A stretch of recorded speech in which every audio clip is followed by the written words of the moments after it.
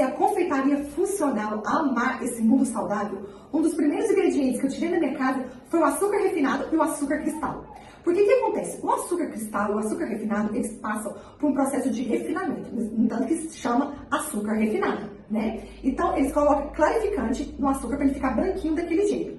Já o açúcar mascavo é o açúcar mais puro, porque é um açúcar que não passa por nenhum processo de refinamento. Então, ele é até mais úmido, né? Quando a gente pega ele, parece uma areia, porque ele não passou por nenhum desses processos. Então, ele tem aquele gosto bem característico de melado mesmo, né?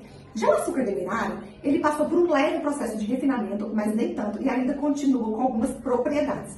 Claro que a gente sabe que esses dois açúcares a gente tem que consumir com bastante cautela. A gente não pode consumir açúcar demais.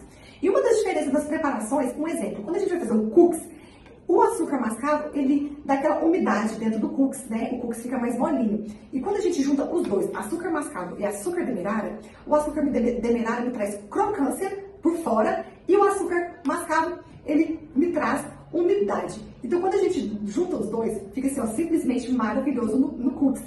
Já no das preparações dos bolos, por exemplo, é muito bom a gente utilizar o açúcar mascavo nos bolos escuros, para a gente também não alterar a cor dos nossos bolos. No bolo de chocolate, ele fica maravilhoso. Por quê? Como a gente adiciona o cacau é uma fibra, e ele resseca um pouquinho as nossas receitas.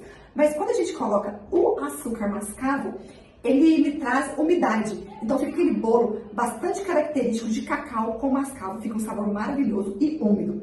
Já quando a gente coloca o açúcar demerara nas nossas preparações, ele me traz assim um bolo com uma casquinha mais durinha, sabe? Aquele bolo assim que fica macio, porque o açúcar ele também tem um papel de amaciar os nossos bolos, mas ele fica com uma casquinha durinha, diferente quando a gente colocar o açúcar mascavo. Mas um exemplo, se você quiser fazer um bolo qualquer com açúcar mascavo, você vai colocar a mesma proporção. Se é 100 gramas de açúcar mascavo, você pode colocar 100 gramas de açúcar demerara ou vice-versa. Não vai alterar apenas na cor, tá bom?